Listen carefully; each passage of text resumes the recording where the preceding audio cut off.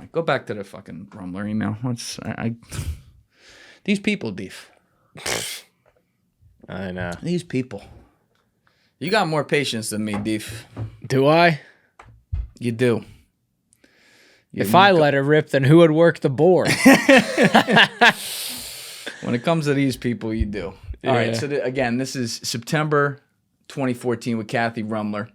Jeffrey Epstein, you need to talk to boss. And I'm going to tell you immediately that is referring to Obama when you see these emails back and forth. Ruemmler says, agreed, but I need to be prepared to say yes before I talk to him. Don't know what that means. Epstein, understood. It comes down to high risk / reward / low risk. Reward, professional, emotional, and financial.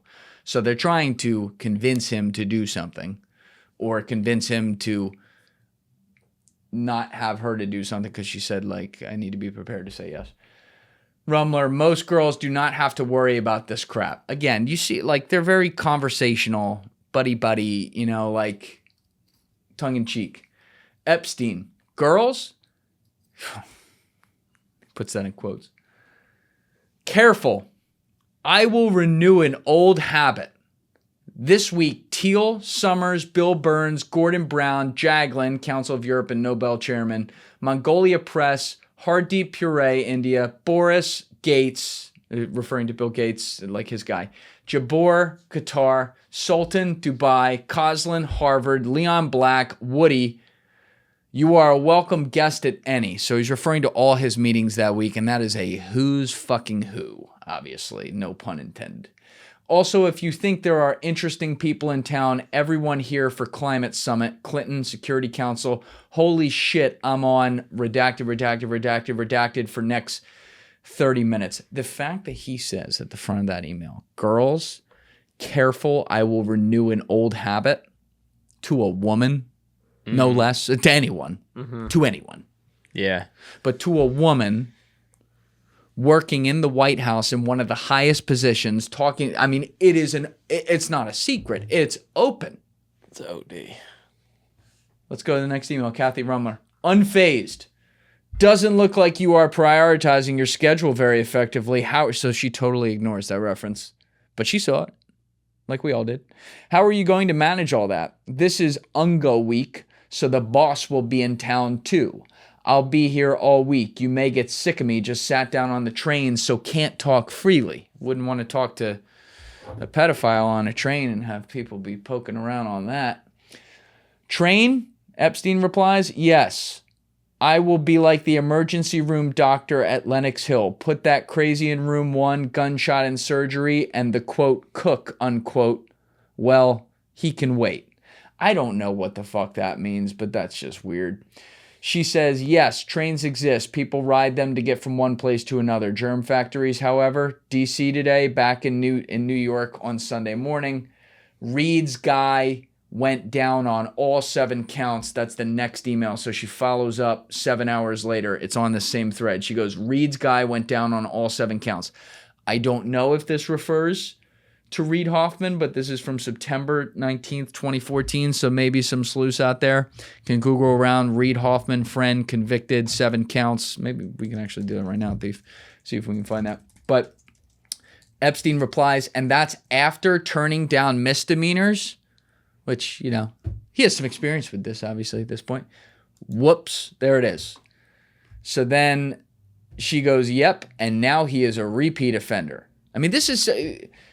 she's talking about this like this was a guy they were trying to keep around. And now, well, he really fucked himself because he's a repeat offender. Sounds like it's someone you shouldn't have been associated with after the first offense. Or maybe before that. But he goes Epstein replies, double whoops at the repeat offender. Go down. Ruemmler goes, yeah, we will now go through a period of self-reflection and despair, to which Epstein replies, Reed or governor?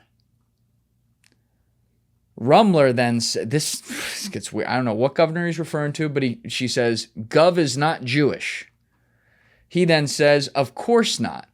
He wouldn't have been so stupid. Ruemmler replies, correct. 1 time, maybe. Twice, no way. Meaning, don't worry about being convicted of rape and stuff like that. Just don't get caught. That's what she's saying. Again, lead attorney for the White House. Epstein, free now. I guess telling her that he's free to talk. Ruemmler says, I think I should do it.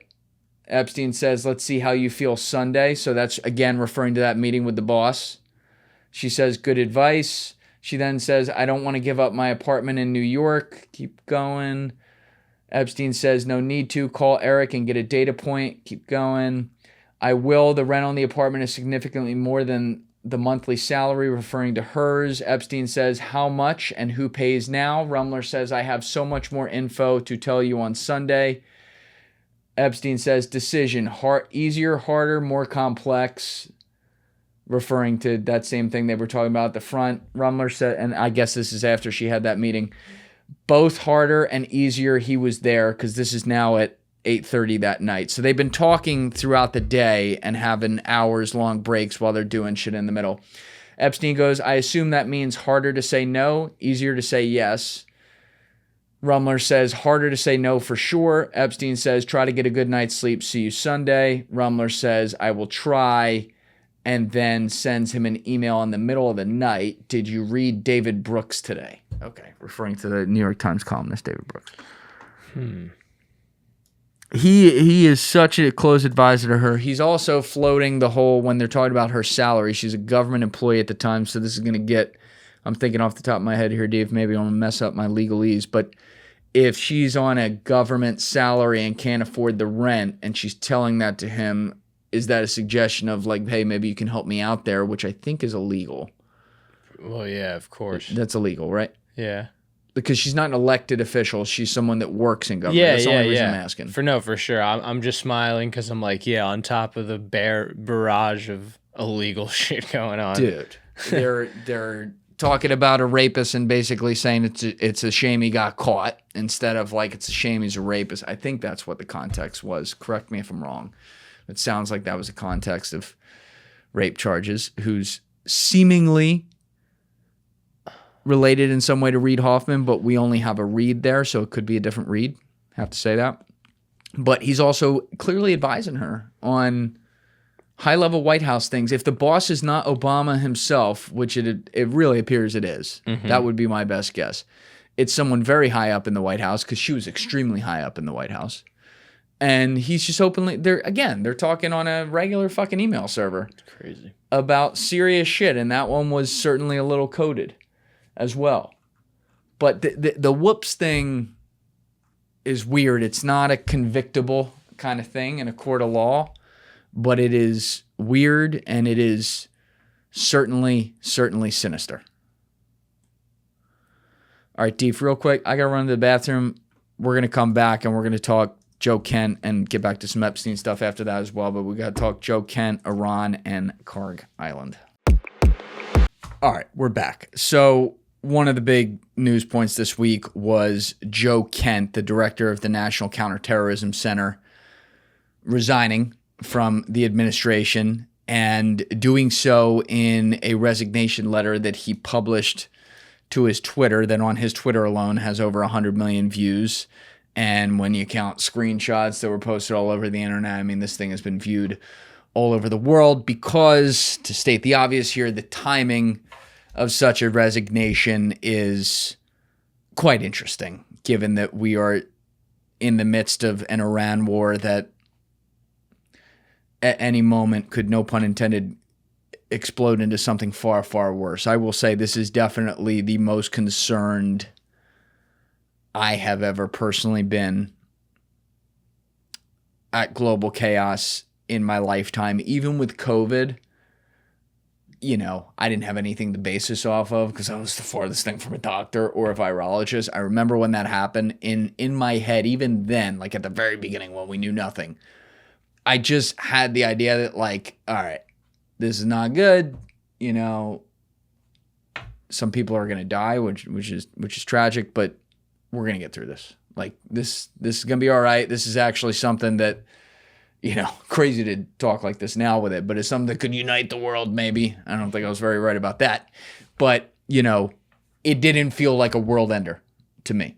And I'm not saying right now that this is a world ender. What I am saying is things that I have previously in my lifetime taken for granted, such as the use of nuclear weapons and a domino scenario potential with that. You know, maybe there have been some closer calls in my lifetime. Obviously, there were certainly close calls in the 60s that we know of and even the 50s. But like, maybe there have been some times where I could have been thinking about that or that we never knew about. But as far as like having it in your conscious and being a regular citizen and thinking about this at my house right now, like, or at my apartment, like wondering what this could be, it is actually a thought.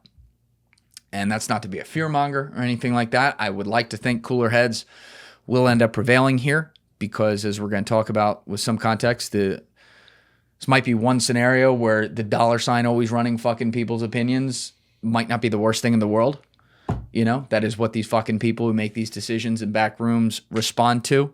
And so maybe that will help. But when you have a guy at as high of a position as Joe Kent, who is, I believe, an 11 tour of duty Green Beret Special Forces guy. Was he Green Beret or Army Ranger? I just blanked out. I want to make sure I get that right. Green Beret. Yeah, he was a Green Beret, who also, you know, Green Berets do this a lot. Like they'll end up working with CIA on the ground because they're known as being excellent at making relationships with people on the ground. We've had Johnny motherfucking Glenn, that is his nickname, in here to talk about that in episode 300 and I believe 304, where, you know, he was a longtime Green Beret and he talks a lot about like their skill set and what they're known for there in that department. So you got a guy who has seen basically the entire global war on terror. That was his era. His own wife, he's a Gold Star husband. His first wife was killed in Syria as a part of the global war on terror. This is a guy who understands from a first-person perspective in every possible way what this looks like over there and what the domino effects are, to use that term once again, and what the implications are. And when you have him, who was a very, very confident, excited endorser of the current administration prior to them winning the election in 2024, when you have him so publicly stepping down at such a critical moment like this and then going out of his way to immediately begin the media tour. At the time of this recording, he's already talked with Tucker Carlson. We're going to talk about that in a minute. Our friend Scott Horton, as well as Crystal and Sagar. I think there were one or two others he did, and he's going to do Sean Ryan on Monday, a couple days after this comes out. So, like, he's going out there. He talked at, I think, a Catholic prayer breakfast this morning. I'm going to play some of that video in a little bit. Like, he's going on a tour to get the word out and I guess stand up for what he believes in. And there's always going to be people who see this another way, think it's suspicious, think he has an agenda, he's looking for attention, stuff like that. I don't know. I need to see it play out. But what I can tell you is I listened to the entire 2 hours he did with Tucker Carlson the other night, and I thought it was brilliant. I thought Joe Kent came across as a measured, principled, calm, collected, in some ways anti-drama, fact-based, evidence-based individual. Does that mean he's right about everything? No. But he did not come across in any way to me as a liar, someone just looking to scream at the top of his lungs and you know, get everyone panicking like crazy, even though what he is talking about here certainly has high stakes. That's why he allegedly, like, why he left the office. But moreover, and I'm gonna get to his letter in a minute for people who have not had a chance to read it. We should go through that. Moreover, though, his letter, which I will read again, was very critical of the influence of the Israel lobby in prosecuting this war and, in his opinion, pulling us into the war. So a lot of people, especially on that issue, it gets very controversial. People online are, you know, the people who support Israel and the people who are against Israel fucking go at each other all day. And I certainly have my problems with their government right now, and I've been clear about that. But, and the actions they've taken in Gaza, which is a genocide, I've also been very clear about that. Like, you have to call things what they are. Doesn't matter if they're someone who's listed as an ally of the United States, which I don't think they're a good ally at all. I could go into that all day. We're also talking about a guy who worked for them, who's a fucking serial rapist, sex trafficker, arms dealer, insert blank here, and Jeffrey Epstein. So that's a whole separate rabbit hole. But you would have thought he would have gone on to Tucker Carlson's show, especially Tucker, who's a friend of his, who is very critical of Israel. I think righteously so in a lot of ways, but certainly will go really, really far with some of those opinions. You would think Joe Kent was going to come out and just be like, yo, fuck Israel, fam, and just go guns blazing. He managed to, while being critical of the Israeli lobby influence and being critical of some of the intelligence sharing that goes on there, and being intelligence sharing, a huge air quotes, and being critical of their role in decisions being made, and being critical of the influence they may have on the White House, he managed to do it in a very sober, calm, educated, professorial way. More so than even Jeffrey Sachs, who I like a lot, who literally is a professor at Columbia. Like, very, very fact-based. And he probably even would have pissed off a lot of the anti-Israel crowd by putting himself in their shoes multiple times throughout the interview. He used phrases, and I'm paraphrasing here because I want to make sure I don't get it wrong because I don't have it in front of me. But he would use phrases along the lines of, now, if I were Israel, I would see it this way too. Or I would look at Iran this way too. Or they have every right to look at Iran this way as it relates to them. He wasn't just going in there as I think the crowd that hates him, the very pro-Israel crowd, would have wanted him to, which was throwing his middle fingers up and saying, fuck them. He was doing it in a dignified, like he was putting his points out there in a dignified way that also saw some things strategically from their perspective, while juxtaposing that with the perspective of the United States and the United States government, which is elected by us and tasked with advancing our interests in the world, and also tasked with carrying out the promises that any administration would have made on the campaign trail, which they're not doing with this war, to be very clear.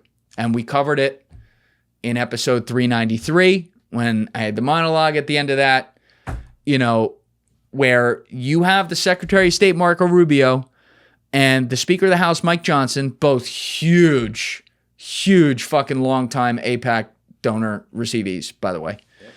You had them both on the same day at separate press conferences a couple weeks ago admit out loud that the U.S. got into the war because they knew Israel was going to attack, and therefore they were going to get blowback. So to minimize casualties, make less, they felt like they had to get involved in the war, which means Israel was dictating what was going on here. And I remind you, this is a country that receives billions of dollars in funding from us, which Kent also laid out very kindly and objectively on the podcast. He didn't scream at him. But what he said is, if we are giving you $1 billion of funding for your defense, and we are helping you as your ally, and you are relying on us, we do get to dictate what you do, especially as it pertains to the use of our military for force in any region around the world that may not be in our best interest, the United States. And it needs to be made clear to a country like this, who is listed as an ally, that we dictate how this goes. There is nothing wrong with what he says there. That is, in any relationship, remove the names, remove the fact that these are countries we're talking about, in any relationship that occurs, that is how it works. Okay? If you run a fucking company worth $1 billion, you're the founder and CEO, you're paying some guy to manage, one aspect of the company.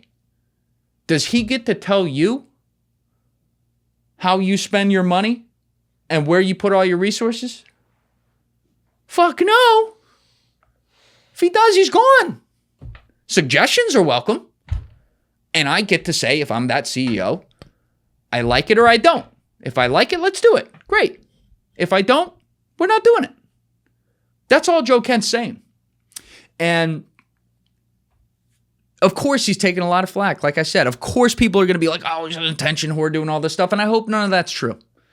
He doesn't strike me that way. Never has. I got, he's a very conservative guy. I got some political differences with Joe Kent. I had heard him not all of it, but I had seen some clips of him on Sean Ryan's show back in 2024 when he was on that. And like, you know, he's got his perspective on things. That's great. But like, this is a American issue right here. We're talking about our guys going over there, and we've already seen caskets come home in flag draped coffins. And Joe Kent has earned the right in every possible way to know a lot more about that and have a way bigger voice in the matter than someone like me or any of you out there who haven't served. Those of you who served, I'd say the same thing as it relates to him. But like, he's got a damn well right to discuss that and discuss that with fervor. And he obviously stuck it out. He didn't resign before the war started. He didn't resign a day afterwards. Like, he tried, but it had reached a point where it was clearly out of control. And you have to remember, Donald Trump, I don't say this as a shot, this is just a fact. This is a guy whose business strategy worldview was shaped by Roy Cohn, who taught him to always go on the offensive, never fucking apologize, and always show strength, among a couple other things. And Trump will do that no matter what.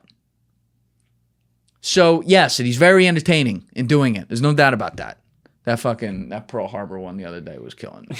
That was one of the funniest fights. I almost shit myself when he said that in front of the Japanese prime minister.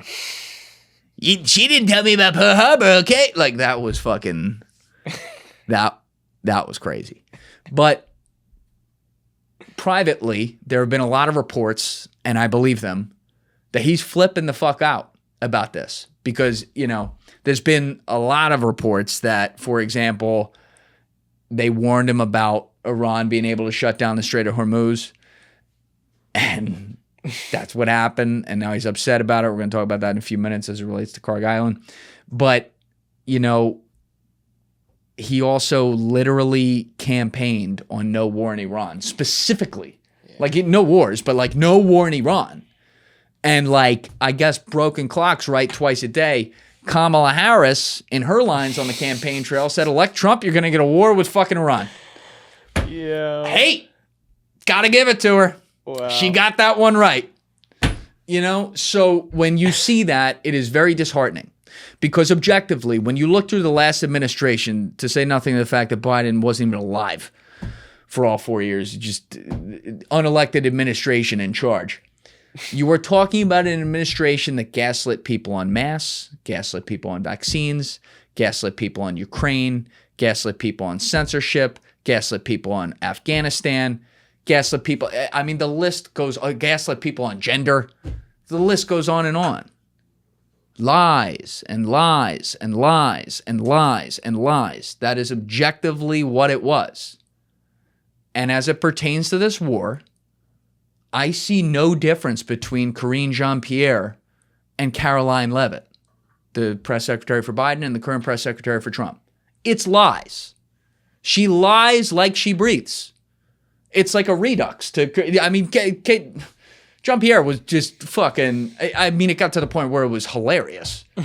She would just lie like a mattress every day. And Levitt's doing the same thing. And right when Kent did this resignation, she went right into mode. She got caught. She said, like, the day before, and it was screenshotted and everything, she said, Iran poses no imminent threat to the United States, and then responds to Joe Kent's letter the next day when it comes out.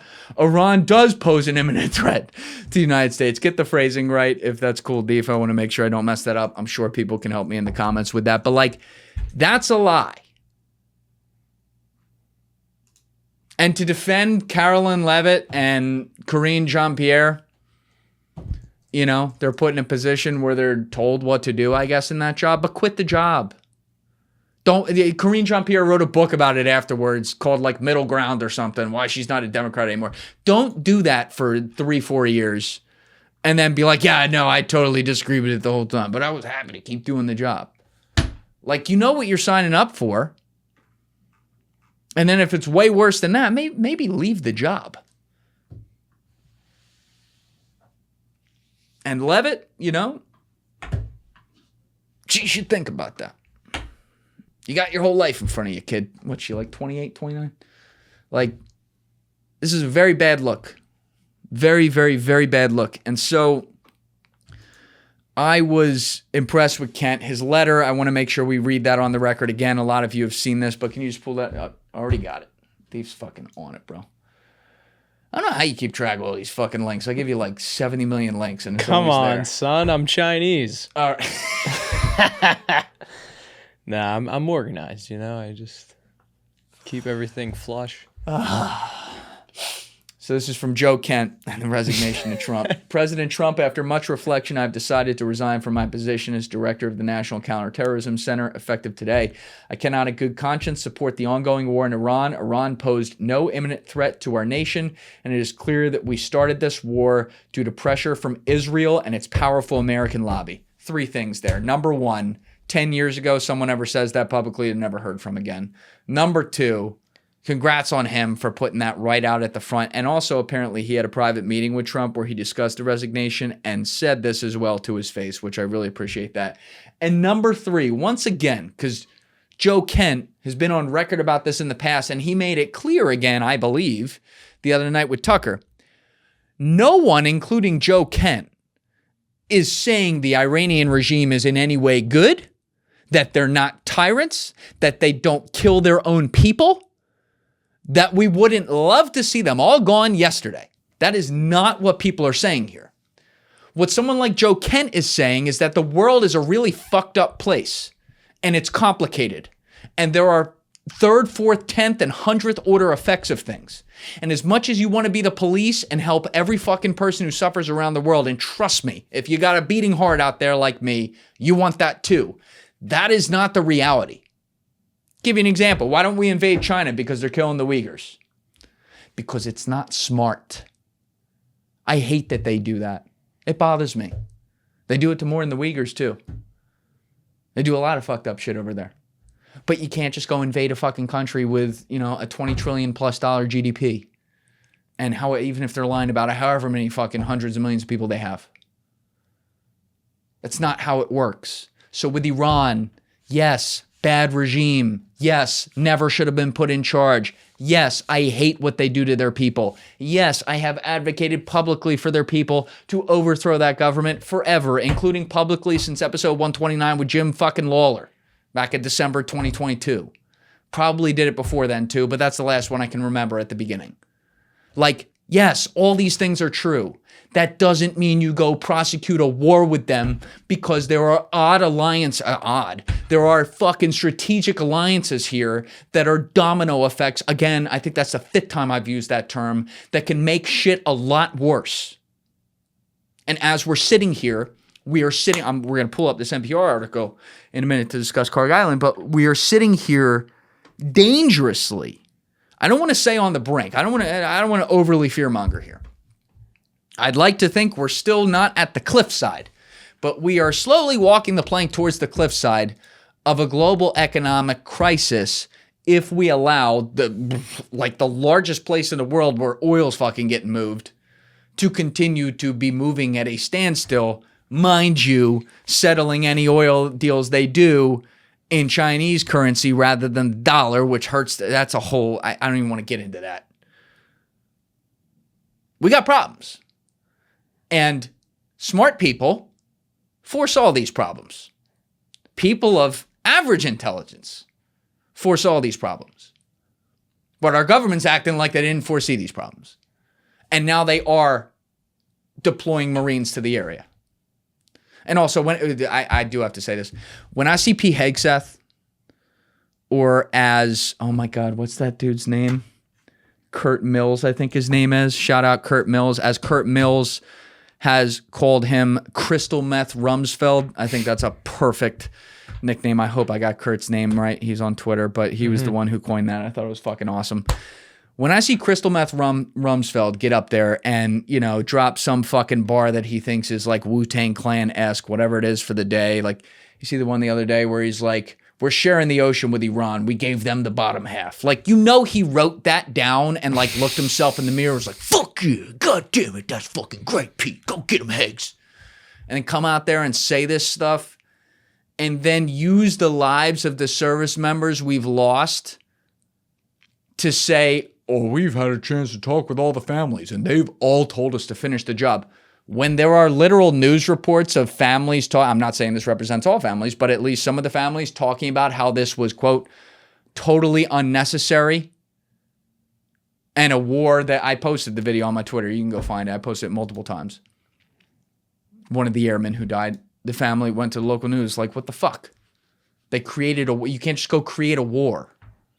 It's unfair. And they're like, other families are suffering too. You know, some of these families feel that way. So don't propagandize their deaths like that. I mean, it feels like George Bush 3.0 here. Mm-hmm. All right? I got a real problem with that.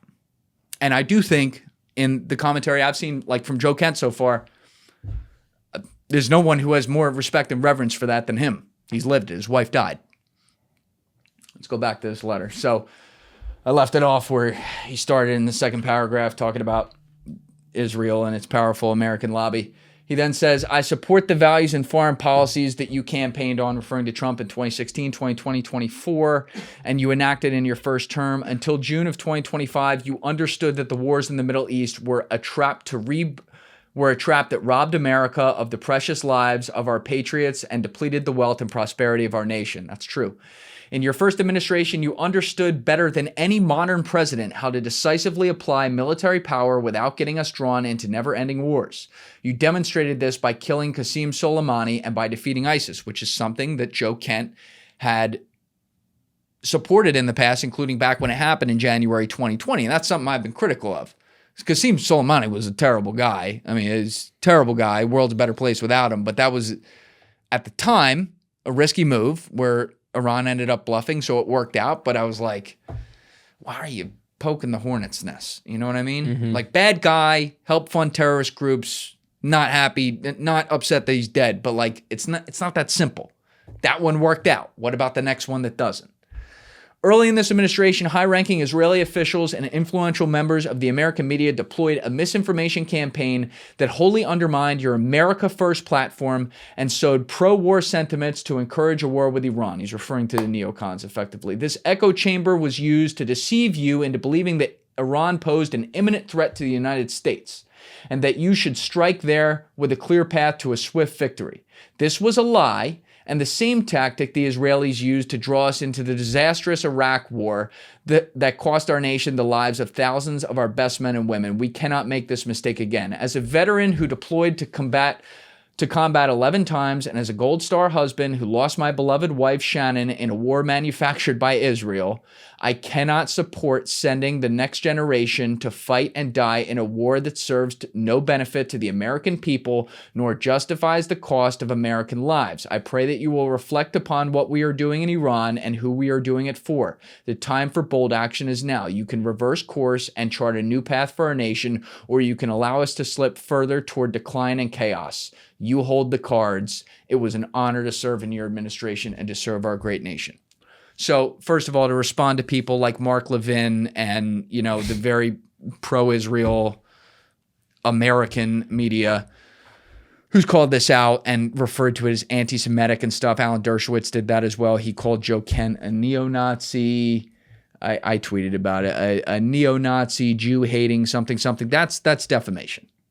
There's nothing like that in here. He is referring to a lobby that is a legalized lobby, specifically AIPAC, who he does not mention by name, but lobbies that represent the interests of Israel, who provably, with a lot of money, have encouraged foreign actions here.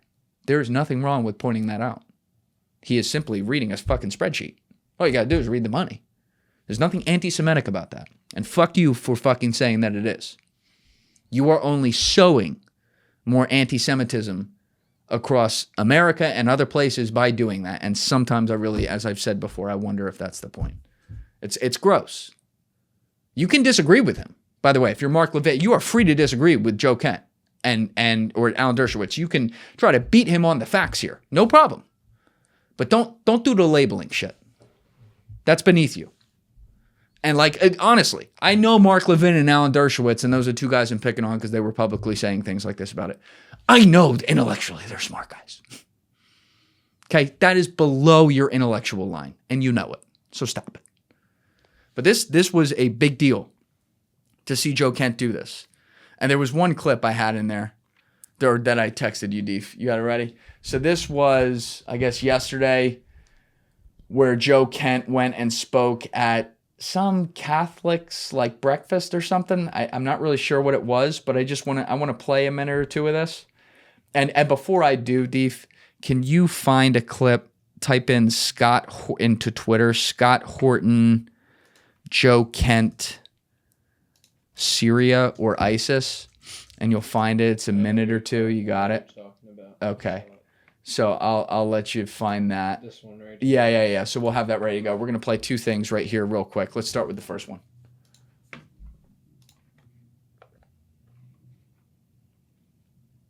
Boom. This decision to follow your conscience, give us a little backstory. How did that happen?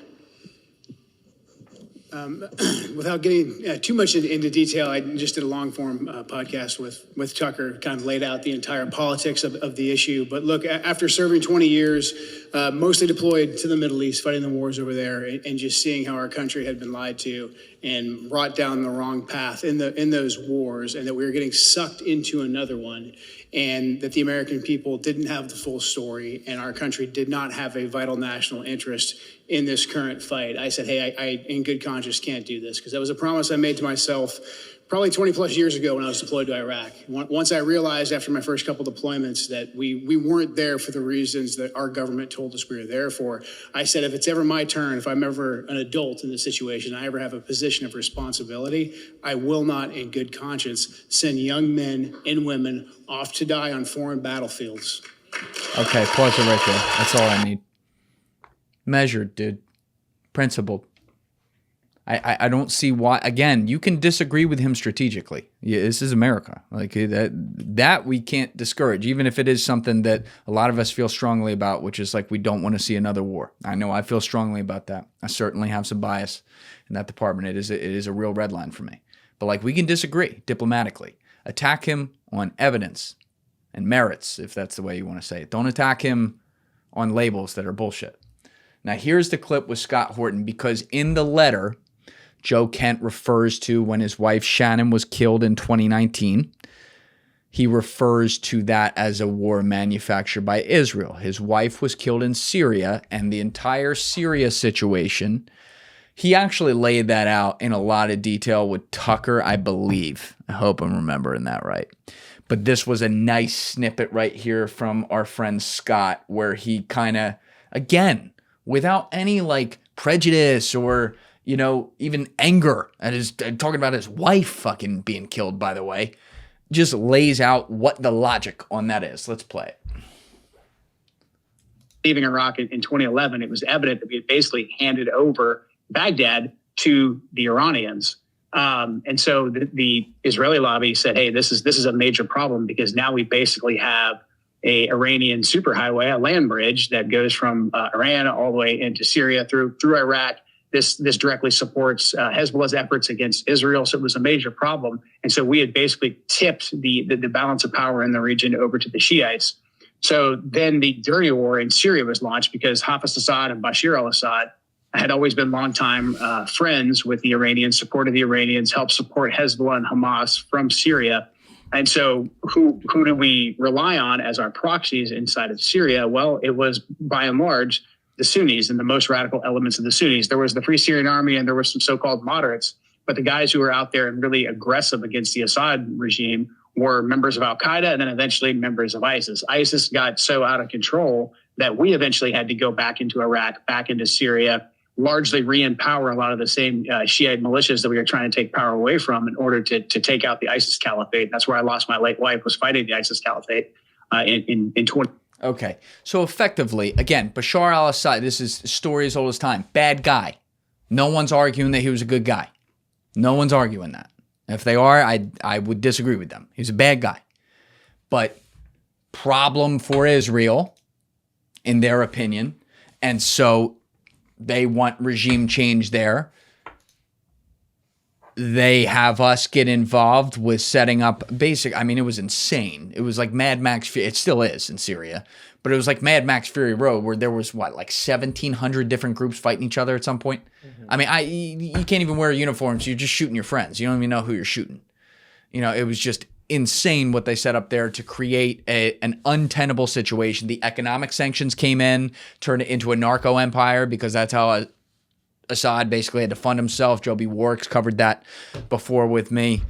I want to say we did that one in episode 198. It could have been episode 261 though. I think it was 261 because that was December 2024, right after the regime change thing was like going on over there. So might have done it in both. Either way, like, was not in our interest, and you see, and that's a quick explanation from Kent right there, but it created a bunch of other reverberating effects in the region that then, like, one thing leads to another, which leads to another. So when he says his wife, who tragically lost her life in 2019 in a bombing in Syria, was in a war that he felt was manufactured by Israel, again, you can disagree with that, but like, there's some evidence there to say, like, this was in the interest of Israel to create a severe problem in Syria and have the United States be involved. And again, we're paying you. You're not paying us. So, like, well, actually, let me correct one thing there. You're paying our fucking congressmen and politicians. That's a separate issue. But like, country to country, we're paying you. And I understand Joe Kent's problem with that. Now, Kharg Island, which I've referred to. This is something Trump actually was on the record talking about in, I believe, 1988, saying he would take the island. Trump's always loved oil. Do with that what you will. Obviously, oil is a very important thing, but it's not as simple as just like taking islands from other nations, including nations that are run by bad regimes, which Iran certainly is. But Kharg Island is interesting because I think in Arabic they say Kharg, but I don't want to be disrespectful and fuck that up. So in the English language, in my American dialect, I'm calling it Kharg.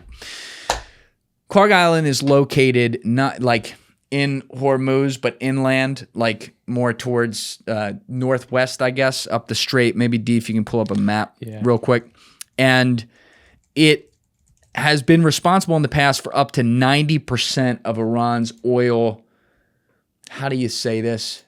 It gets a little confusing how you do this. Oil productions, I guess the better way to say it is exports, because there's a few things here. Number one, oil tankers can actually dock around the island because the water is deeper, I believe, than it is towards the land. Correct. In other places. So it's a strategic location from a logistics perspective. It is also located very close to a bunch of huge offshore oil rigs that are responsible for a lot of the oil that Iran has access to. And it is a storage facility where they bring other oil, not just from those rigs as well. And then it's like the hub where then it goes out the strait when it's not fucking closed and around the world. And it's responsible for maybe over 20% or something like that of like the global world oil exports or whatever. Huge, huge place. Now, March 13th, I want to say, Trump bombs the island. He tweeted about it in a very strong way, or True Social about it, that he left the oil refinery or oil storage plants, pipes, intact and bombed all the military installations there and threatened to bomb the oil pipelines, which is a huge problem because he even said it in his maybe he's playing tough guy here. I hope that's all it is. But if he did that, he would inherently decapitate the future of the Iranian economy, regardless of who's in charge, for a long time. And he said that in his True Social post. He would decapitate it right there. Which, okay, regime goes away maybe after that in some way when a bunch of other things happen, if that's how it played out and that was it. Well, now whoever takes over is taking over in an economic crisis and people can't fucking eat, just like now, and they're going to be pissed off. And who are they going to blame? Well, now they're going to look at America. They're going to look at Israel. And I'm going to get that. China gets a lot of oil from there, too. China gets a lot of They're oil not from going there, to be too. happy. Which, by the way, China had a spokesman come out like a week and a half ago. Because, again, like they're allied with Iran, but if there's one thing that's been interesting in all the stuff that's happened against Iran in the past 6 years, if you go back to Soleimani, they haven't gone out of their way to come in and do anything on behalf of their ally. China uses Iran for their oil. I'm not saying this can't change, and I'm concerned about this changing, but they don't seem to have a lot of respect for Iran. They just want to make sure that oil keeps flowing. That's where you're right, Deef.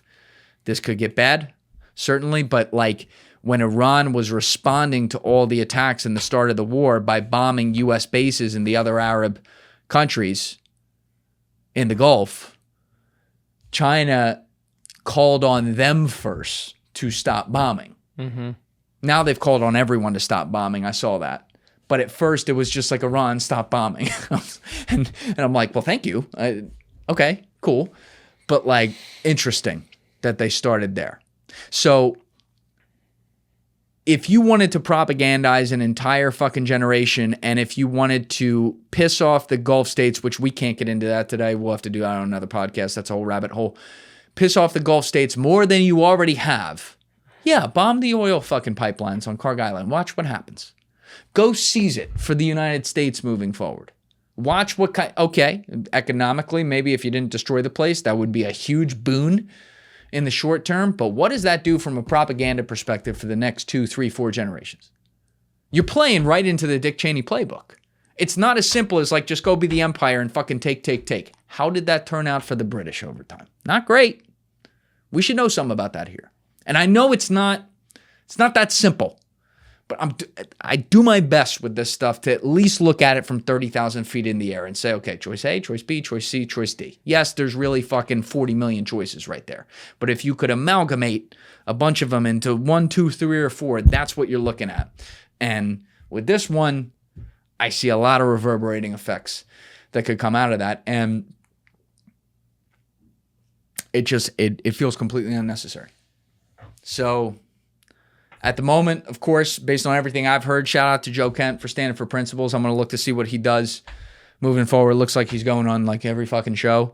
So you're going to get a chance to hear from him in a lot of different contexts. I know Sagar and Crystal were dropping one yesterday.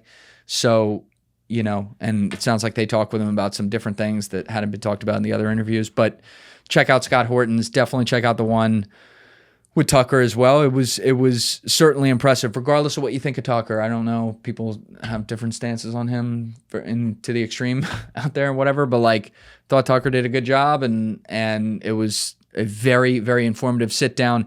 And now I'm going to be watching to see what happens with Tulsi Gabbard because, you know, she's a lame duck. Yeah. I had already gotten, and fucking everyone on the internet with half a source had already gotten in the past 4 weeks that she's basically been kicked out of the decision room to this point. We knew it was confirmed back when the Venezuela strike happened that she was not allowed in the planning rooms for that. I don't think that's exactly a great endorsement of your fucking head of intelligence, but that's just me. And now one of her ultimate stances over the years, over the past decade and a half, which was no war with Iran, has been broken by the administration she works for. And she put out a statement that really sucked to see the other day, basically like supporting the president, but very interestingly, never saying that it was his, the way she worded it, it was the president is the one who determines the threats and has the authority to do that and makes those decisions. And that is what we stand behind. She never said, though, we determined the threat to be nuclear. We determined the threat to be that. She was and like, we know they don't have a nuke.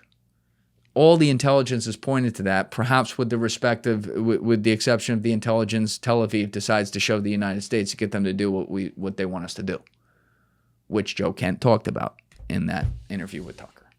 So it's going to be very interesting to see if Tulsi Gabbard stands on principles there. She's in a tough spot because here's why I say that. Even before Joe Kent resigned, now there's already been someone who beat her to it. That doesn't help. But like, if she stays, she's cowering below the principles she's always claimed to stand for at the moment with something that's a big deal. It's a big red line for her. If she goes, people say, oh, she was just finding the politically useful track to, you know, resurrect her career and change sides or whatever, and now she cut and run at the heart moment. It's a tough spot to be, but I do think the better choice, if this does not resolve itself and if she can't truly help play a role in helping this resolve itself so that lives around the world, not just our own here in America, can be salvaged, global economy can be salvaged, and the world can be pulled away from the brink of some very potentially dark shit. If she can't help with that, get the fuck out. Leave. I'll support you doing that. I think. I mean, there's always variables here, but based on what I'm seeing right now. Be fair. Yeah. She's always been the one that's like supposed to be totally against it. So put your fucking money where your mouth is. That's right. Now, I said we'd do it at the end here, so let's do it. Peter Thiel and our friend Jeffrey Epstein. There's been people starting to really dig through the files there. First of all, there's a video, Deef. I love this one. The first one where I have it confronted, where Thiel gets confronted on the street by this dude walking like a villain. I got to say it like that. He kind of looks like one. Power walking, if you will. And a guy comes up to him asking about the Epstein files. Here we go. Comments at all on the Epstein connections? Nope. You were meeting with them? Stays walking. You think he's just counting the lines in front of him? People are waking up to what you're doing there, sir. That's why we're here covering this. Step over the line. Where is he? What city is that? Somewhere in Europe.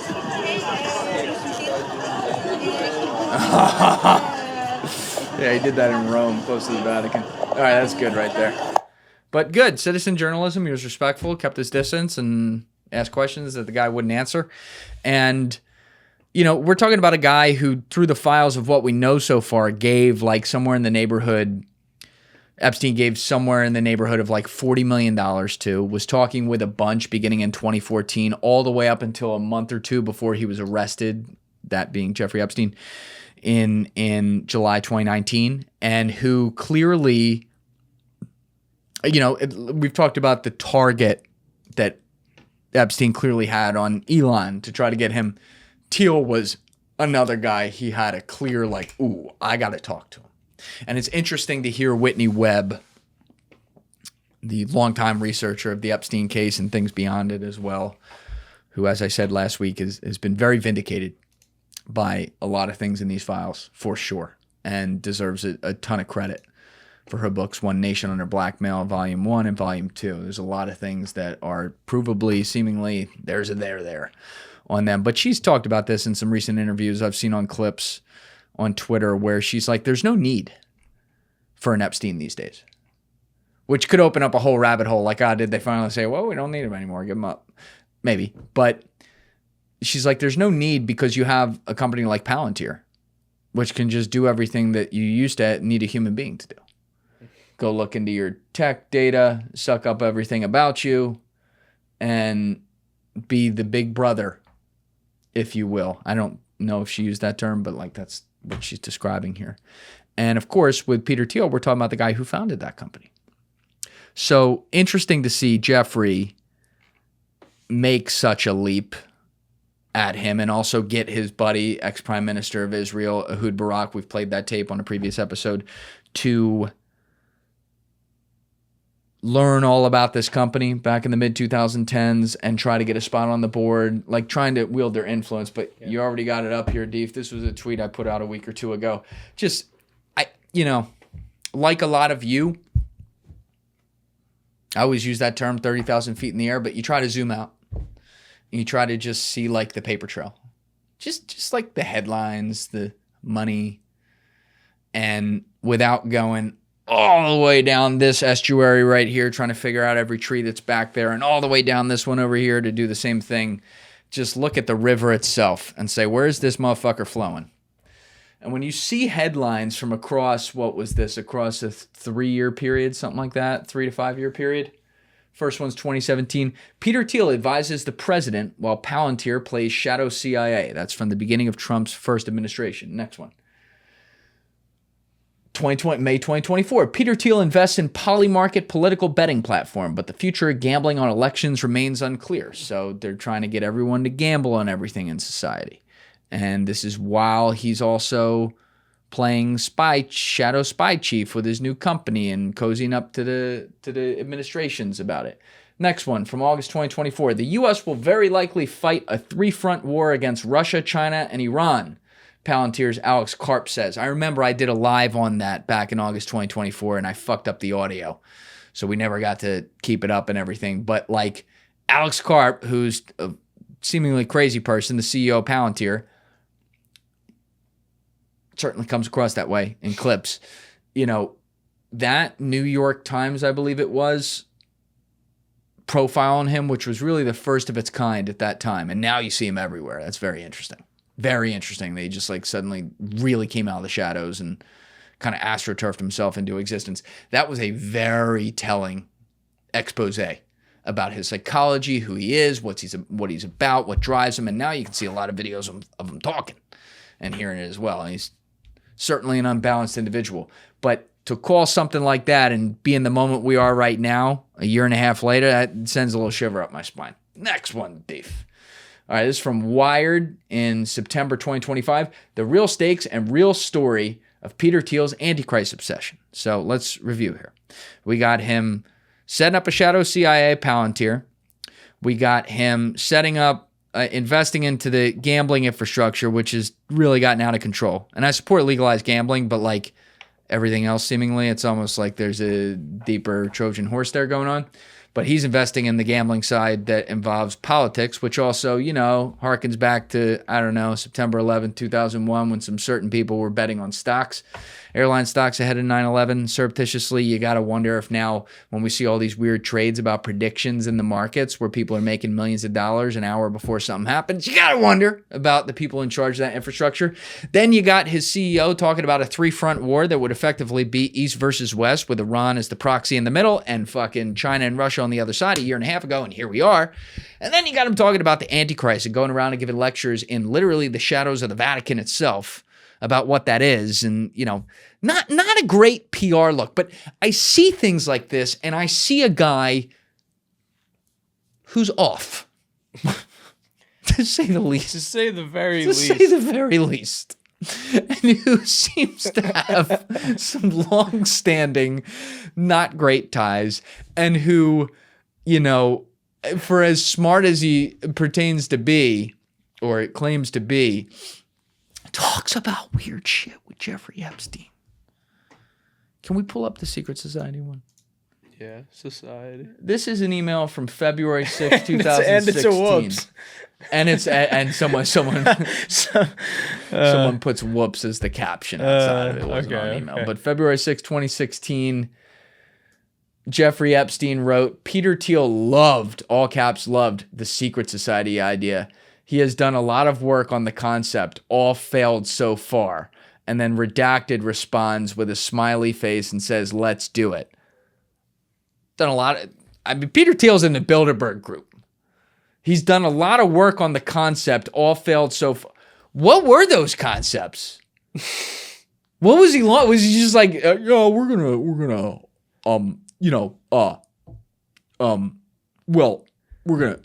gonna soft launch it.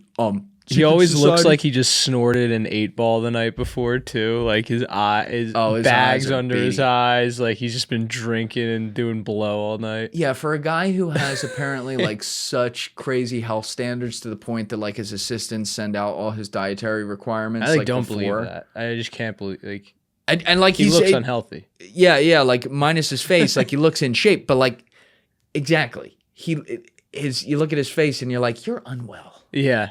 Like actually. You're it's like unwell. sweating. But there was an article that Bloomberg put together that I Mike Benzed it for you, archive.is, that had a lot of interesting tidbits on it. They've been digging through the files as it pertains to Thiel, and they reach out to his people for comment. One of the things Thiel, and they all seem to do this, put out there through his spokesperson was that he was never on the island. Was never there. And apparently there's emails of him and Epstein going back and forth because Peter Thiel's like afraid of mosquitoes, was worried about mosquitoes on the island, and Epstein claimed he's never felt a mosquito there in his life because he had the island like de-somethinged for, it was very weird, but you know, mosquitoes, vaccines, that's a whole rabbit hole right there. We're not going to go there. Well, but, hey, Hey. ticks, man. You see about ticks? oh yeah, the CIA did my Lyme buddy disease. Jay has been saying that for a long time. Yeah. Now another one where there's a there. Yeah. But where Peter Thiel does not, as far as I could tell in this article, correct me if I'm wrong, deny going is Zorro Ranch. He doesn't deny going to the mansion. There were at least upwards of 10 meetings that included a 2015 meeting with a bunch of big acolytes that I think that one had Elon Musk in it as well, but don't quote me on that. You know, what I also found in the article was that they were discussing what, to me appears to be some sort of like insider trading about what was at the time a private company. This is where that's above my legal pay grade. I understood what insider trading was for public companies. That was like a part of, what you learn at a bank. Like, okay, you can't do this, can't do that. But private gets a little weird.